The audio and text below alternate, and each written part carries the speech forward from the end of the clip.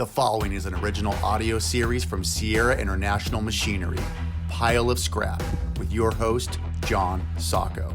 Well, hello everybody, and welcome to another episode of Pile of Scrap. And today I have the language guru with me, Mr. Michael Maslansky. Michael, welcome. It is great to be here, John. I'm super excited about this. Well, fantastic. You know, Michael, we first met with your work with ISRI, the Institute of Scrap Recycling Industries, about the language that our industry uses. Let's first talk about your role in your business. You are a language guru. What is that? Tell the people who listen to this, what is a language guru? What are you specifically focusing on for your clients? So our business is built around this idea that it's not what you say that matters, it's what your audience hears. And if you think about the way that organizations communicate, very often they build a message based on what they think sounds good. But they have a whole different set of beliefs, experiences, attitudes than their audiences have, whether it's their customers, regulators, other stakeholders. And what often happens is you go out and communicate and people don't like your message, or they don't understand your message, or they don't believe your message because they don't know you the way that you know you. Our job is to understand where that gap is and then find the right language so that we can close it. Okay, besides, well, we're going to get into the recycled materials industry, but tell me about an industry that has come to you that needed your help, and how did you help shift from what to what, and tell us a little bit of a success story, because I think people need to understand what it is you do besides just for the recycled materials industry. But let's talk about work you've done outside so people can start thinking in the way, okay, I get it. Sure. Well, so words matter, right? The language that we use to describe things makes a big difference in how it's perceived. The way that we talk shapes the way that people think. So I'll give you a couple of examples. In the energy industry, we've been working with the electric companies across the country for a long time. And when we started with them, they were perceived as kind of utilities, as big monopolies, expensive, not terribly innovative, not necessarily focused on clean. The work that we've done with them over time really built around this one idea of getting as clean as we can, as fast as we can, without compromising on reliability or affordability, kind of focusing in on this one idea and hitting it over and over again in all of these different communication tactics that they use. All of a sudden you start to see reputation shift. They start to be associated with being really committed to clean, with investing in clean, with making changes to support a cleaner energy future. Well, I've noticed I'm out in California, PG&E, for example, I've noticed a real shift in their branding about how they're there to help us keep the energy flowing to our houses in a clean energy format. And so I would imagine, I don't want you to disclose who your clients are, but that's obviously a shift in the branding, using different words for their audience. Yeah, well, I'll tell you, one thing that has been true in the energy industry and in many industries is that successful industries get closer to their customers. They use language that their customers understand. They use language that their customers respond to. They don't speak the insular language of the industry. They don't use the jargon of the industry. They make it about the customer, and when you do that, you tend to be more successful. Well, that segues into this. You've come to do work for ISRI. And, we as an industry have hidden from the public, and we have stuck to our words. And your research really showed how bad the words we were using, and we were focused completely on the wrong stuff, the inputs. But you've done a lot of research on our industry, and you've helped our industry. Tell us, what was the first thing when you took this project? What was the first thing you went, whoa, they need it? What was your first oh shit moment with our industry? Yeah, every time you ask people what they think of when they think about recycling, they say the same thing. They say the blue bin. If the blue bin isn't doing the job that you want it to do, which it wasn't, then you got to change it. And the challenge that we heard, so you say recycling, people focus on the blue bin. When they focus on the blue bin, they focus on the stuff that isn't getting into the blue bin, or the stuff that once it gets into the blue bin, they don't think is actually getting recycled. They think ends up in the waste stream, going into garbage, right? So it is focused on all the stuff that doesn't actually get recycled. It is not focused on the stuff that does, and we had to change that. So that becomes problematic because policymakers and regulators are the same people who think when you say the word recycling, it's all about the blue bin instead of the industrial nature of what we're doing. So continue with okay, you started that, now how you're building what's changing the way we're going to talk. What did you find? So if that was the view from the customer and from legislators and regulators, the view internally was, let's look at the scrap yards. Let's look at the stuff that we're getting either from the blue bin or from industrial customers and all the cool stuff that we do with it. Right. Now, if you look across at almost every other industry, they don't talk about the stuff that they do to the raw materials. They talk about the stuff that comes out. Okay. Right? Right. If you're a home builder, you don't talk about putting up the walls. You talk about the house. Okay. If you're Apple, you don't talk about the wires and the chips. You talk about the iPhone and the iPad, right? Okay. And so one of the big things and one of the big shifts that we recommended was, instead of focusing or starting with the inputs, start with the thing that people care about. Start with the outcomes. Start with the outputs. Okay. And so that was really the biggest shift that we found, is that the more that you started where customers were, where regulators were, where legislators were, the more that they could see, this contributes to stuff that I care about. Now let me learn about the industry instead of the other way around. So the word scrap is a bad word. We know that in California, okay? I don't use the word scrap anymore. To me, it's recycled iron, recycled aluminum, or the recycled materials industry. A lot of pushback with that word. People want to hang on to it.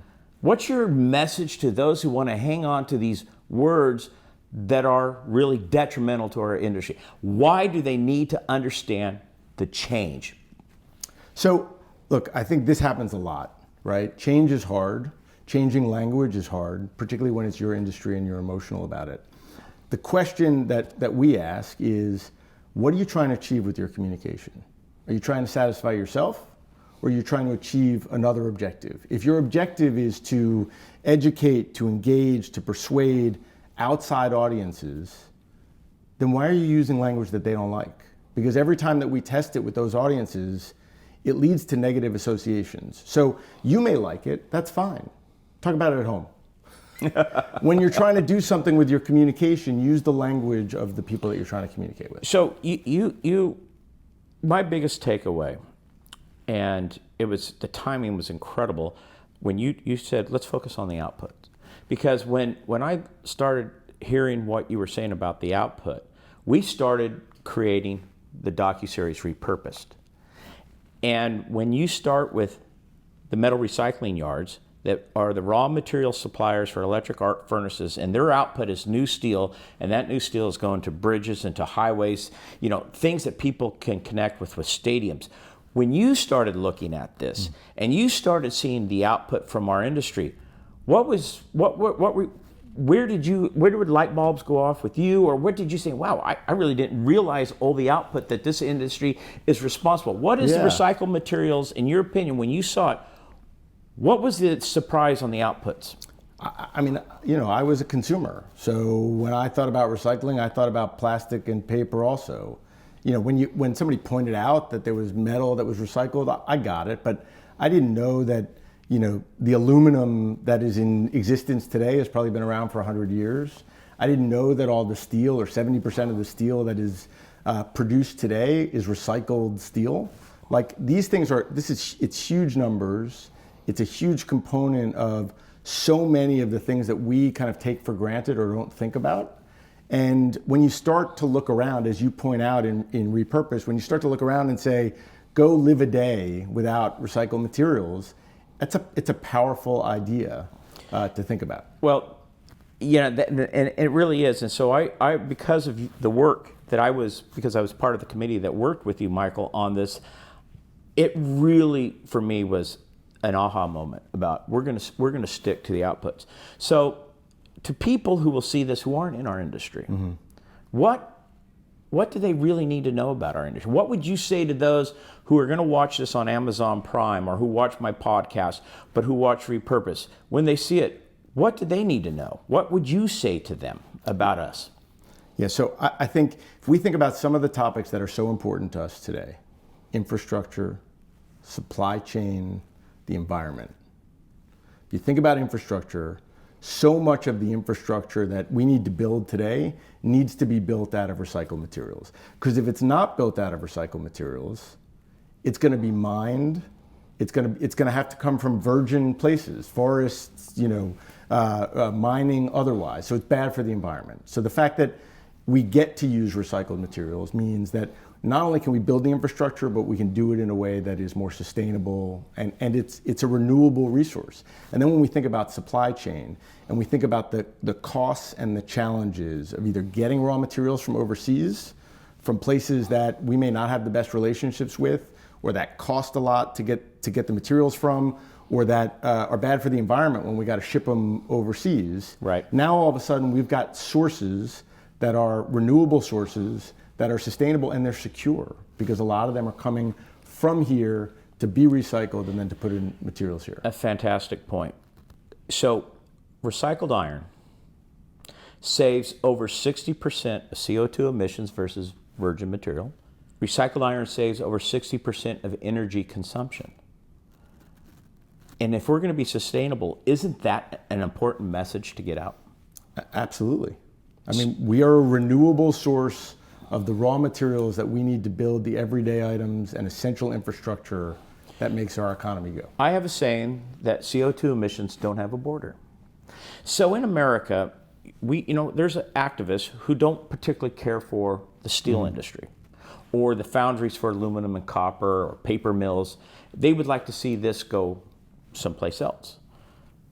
But CO2 emissions don't have a border. So what's their short-sighted? What do they need to know? Why we can't just put everything overseas because those CO2 emissions come out, but what else are they missing in this? It depends where they're coming from in terms of their opposition. If it's a not in my backyard kind of opposition, it's the kind of opposition that every industry faces whenever they want to put any infrastructure, any investment that is not big beautiful park or skyscraper in a neighborhood. And the point is like it brings all of these benefits here. It is better for the environment to have it here than to have to ship it from overseas. It is more secure to have our supply chain here. It's good for the economy as a result of having the industry here. And so those are the messages that, to the extent they're going to break through with these audiences, are the ones that break through. And what's really important, I think, is that the more that people are focused on the yard, okay, which doesn't look good to an outside person, right? Like you can't we're a little gritty. We're a little right. It just doesn't any more than a quarry does or a mine does, right? So the more that you focus on those things, the tougher job you have to do. Right. The more that you focus on the benefits, on the outcomes, the better off you are, because then people see that they want this here. I think that's incredibly important. Great comment. When people really understand that we are the raw material supplier for so much of our daily life, we're here in Washington, D.C., and we're looking out over Reagan Airport. You can't build that airport. Those runways need rebar. That rebar comes from almost 100% recycled iron. All the aluminum in the aircraft and the copper wiring and the jetways and the building of the steel. You could just say, when you look at it, 72% of all the steel in that airport is from recycled iron. People need to understand this message. This, to me, is an opportunity. It's a huge opportunity. And I'll say one other thing is that a lot of the criticisms that I think are still out there, they were certainly out there when we started this process, is about the stuff that doesn't get recycled. And again, the more that you focus on the process, you're focusing on how well the process works and what it misses. When you start saying that 70% of the rebar that goes into those 90%, things is 90%, over 95%, but it's the steel of the terminals. But basically, when you say you can't build those things without recycled materials, you're focused on how much is being recycled. And so it flips the whole mindset from the deficit, like what's missing, right, to the positive, the asset side of the equation. So in season 1 of Repurposed, we did at episode 1, we talked about food. The machines that harvest the food, the grains, the crops out in the fields, that's made from steel. And there's aluminum in it. And that's coming, John Deere has foundries that they're using recycled iron to make the tractors. And then that, when they harvest, it goes to goes to food processing plants that have steel in it and aluminum in it. And, it has to have electrical, and there's so much recycled content in it. We don't eat without this industry. Yeah. We all like eating, right? We got to eat to survive. Health. Can't build a hospital without. What would a hospital look like if you think about it? If you don't have rebar for the foundation, well, you can't build the structure, right? If you don't have the recycled aluminum and the recycled copper and steel for bed frames and the electronic equipment, the stainless steel operating rooms, we're going to look like a Civil War hospital. See, that's the opportunity of the messaging. Absolutely. And all of it, and when you tell these stories, you're starting from the end and you're working backwards. Instead of starting from the stuff that you're collecting, processing, and then ultimately turning into something that you weren't even, in many cases, a lot of the storytelling in the past hasn't even gotten to what it goes into. It said it was essential, but most of the focus was on how it was created, not what you did with it. So Michael, our members at ISRI, some of them just don't seem to understand this lexicon. You have a chance, because the people in our industry are listening. They listen to Pile of Scrap. Please, in your best, how would you encourage them to understand why this lexicon and this language that we're wanting to use is so vitally important for the future as our industry comes out from behind these fences that we hid from, because we've hid for a lot of decades, and that's why our image sucks. So explain to the people. Yeah, I mean, look, I think every industry to some extent has the same refrain. We don't get credit for all the good stuff we do. They don't understand us. They don't appreciate how important we are. And the answer to that is often, well, let's just educate. But people don't want to be educated. They're too busy. They've got too much going on. What they want is a shortcut, a mental shortcut to better understand and better appreciate what it is that an industry does. The simplest way to do that, the highest return on investment way to do that, is to find the words that emotionally, instantly, credibly, and effectively resonate with the audiences that you're trying to reach, and use those words. And what you and with knowing our industry now, you've been working it. What are some of those things that resonate with people? Yeah, I mean, the simplest thing is call it the recycled materials industry, because you're starting from the end and working backwards, right? Because as soon as you call it the recycled materials industry, you start talking about it from the stuff that you create perspective. You can go backwards. You can still talk about your team and your technology and your innovation and all the stuff that you do, but you're starting in the right place. Okay. Talk about the fact that you are a raw material, right? When you say scrap, first of all, people don't have positive associations with it. Second of all, they don't understand where it fits within a supply chain. They don't understand what you do with it, right? Even if you say you recycle the scrap, into what? If you say that you create, you have a renewable source of raw materials for infrastructure, everyday items, healthcare, whatever it is, now you're explaining to them where you fit within the supply chain, why you are valuable. Scrap is not valuable. Raw materials, they're valuable. See, that to me, that's just fantastic. And I'm glad we're being able to help people understand it, because I've had a lot of people talk to me about it. But I think in the end, you articulate so well because you've done the research. And we're you can't see the forest because of the trees. Well, we're seeing the trees. We're not seeing the forest. You see the forest, and you know these words, and you see. So give us an opportunity now. Our industry for decades has been stuck in one place, and we're coming out of it. Give us the opportunity, Michael. What would you tell the audience? What is the opportunity for the recycled materials industry? So I think we started to talk about it this way at the convention.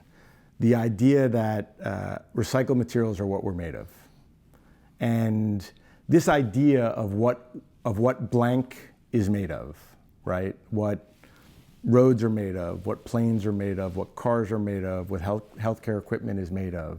That if we want people to create one association in their mind, it's that when they go out the door in the morning, when they look around, they see the stuff that they use, that they love, but they start to appreciate the fact that the stuff that's inside is not brand new. It wasn't mined, as virgin material.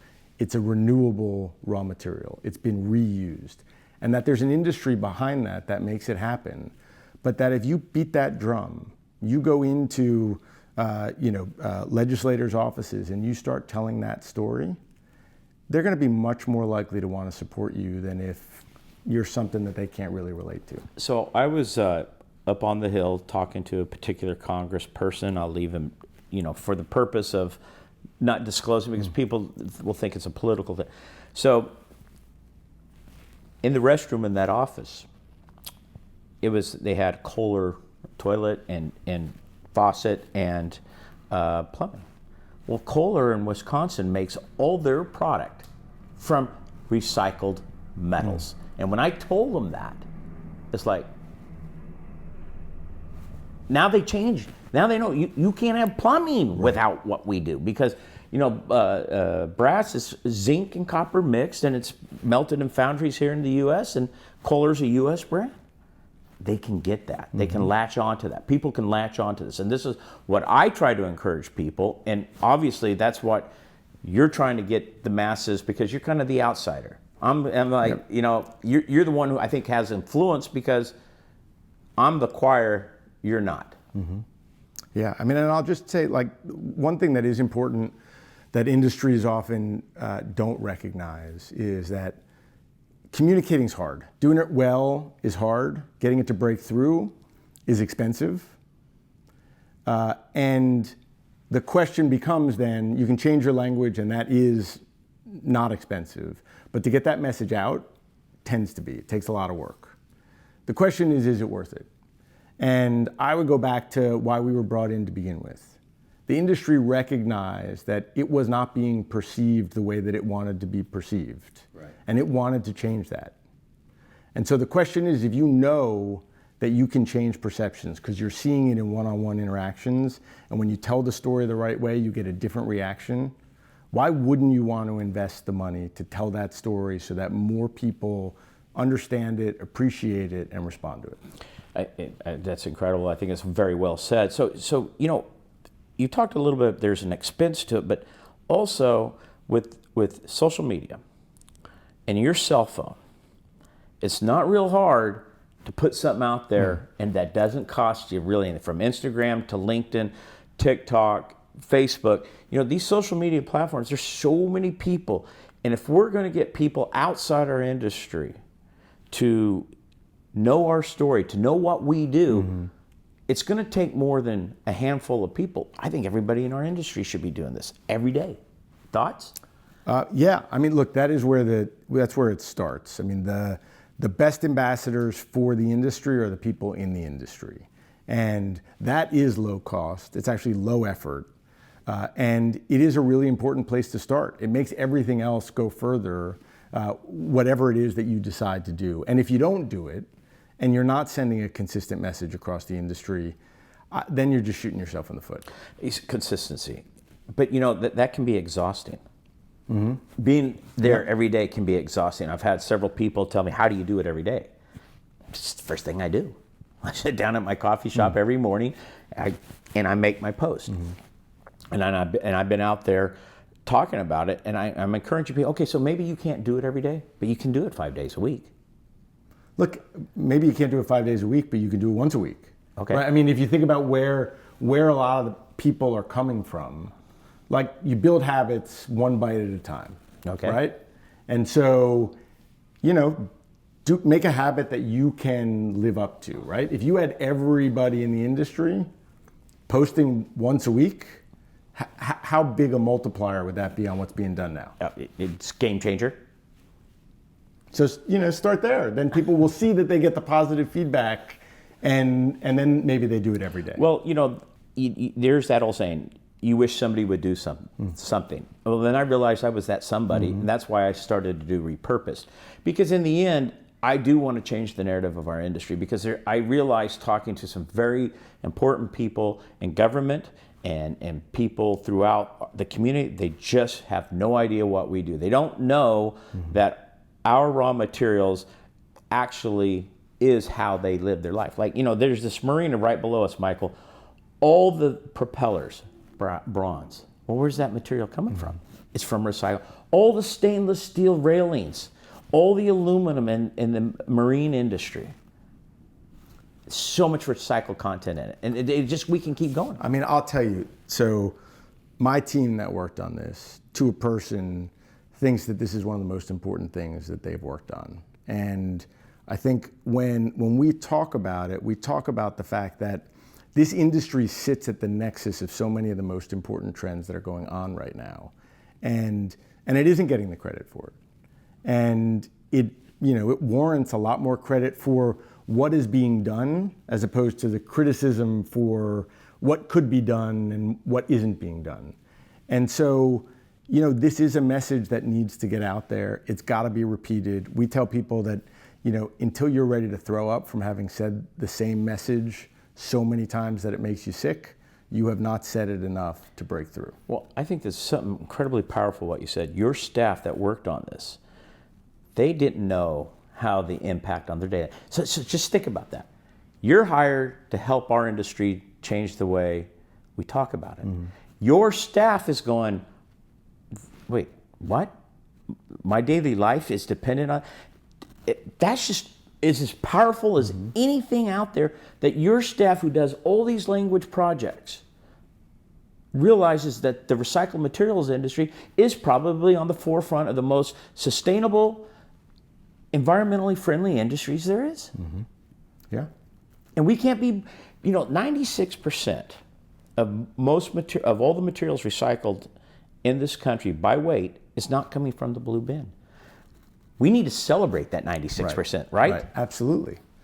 And we need to, shift the focus from the blue bin. And that's another reason why changing the language is really important, because recycling with the ING has been tied to the blue bin. And so even when you use that word, which is meant to suggest something really positive about what we're doing, it tends to bring people back to the blue bin. That's why, again, just shifting from recycling to recycled has that major impact on how we think. Yeah, well, I've been using it, and I think it's been very effective in our messaging and the growth of our audience on our social media platforms, and the response that I have received from policymakers and communities and educators. They want to use Repurpose. I've had several people bring this to classrooms, be it even on the college level, to the elementary school level, because people don't know how new steel is made. They don't know where copper, the electrical wire comes for the electrical grid. They don't understand it.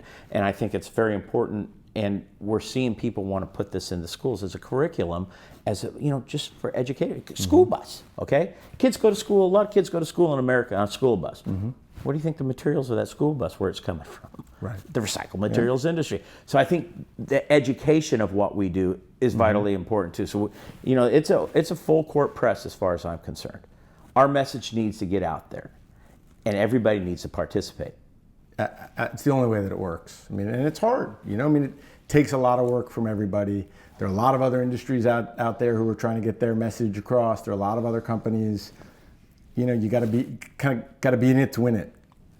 Oh, but that's true. There's truth to that, Michael, because in the end, look, the steel industry in America truly is dependent on our industry, because when you have over 72% of all steel mills in America are electric arc furnaces, they don't melt material to make new steel if we're not around. Right. So they need us. We need them. And you know what? But and you go further with a lot of this, but like if you think about what it is that the industry can kind of associate itself with, it is the Mercedes of the world and the Adidases of the world and these big brands that really create the products that we love. And they're celebrating the fact that they're using recycled materials more than the industry tends to celebrate the fact that it supplies those industries. And that's got to change.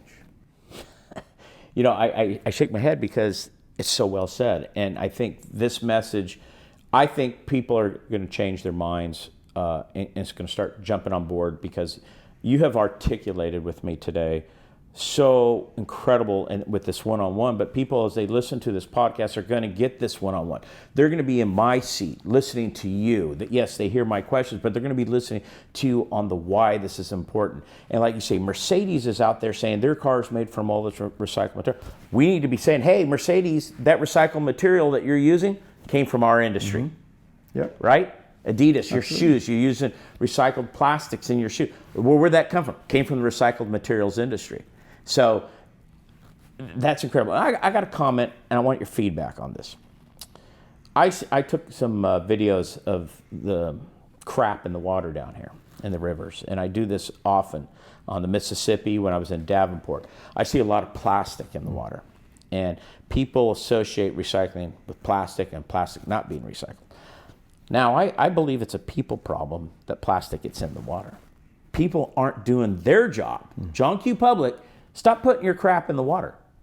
What would you say to that? It doesn't grow legs. Is it the problem of plastic that it's in the water, or is it the problem that people don't properly dispose of it so it doesn't get in the water? How are you answering? It's a kind of a, it's a fine line there. I would say, if I'm talking to you as a representative of the recycled materials industry, I'd say it's not your fault, but it's your problem. Okay. Okay, because the history of industries trying to put responsibility where it may belong, but on their constituents, on their stakeholders, tends to fail.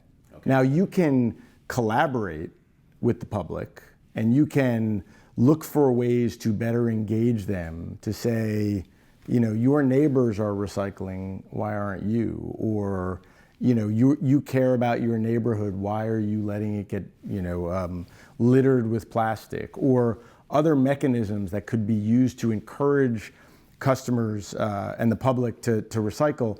But if you as an industry try and make it their fault, it will backfire. Fantastic. Instead of blaming, encourage the proper way. I love that. Well, I'm going to change my message because, that's fantastic. I get it.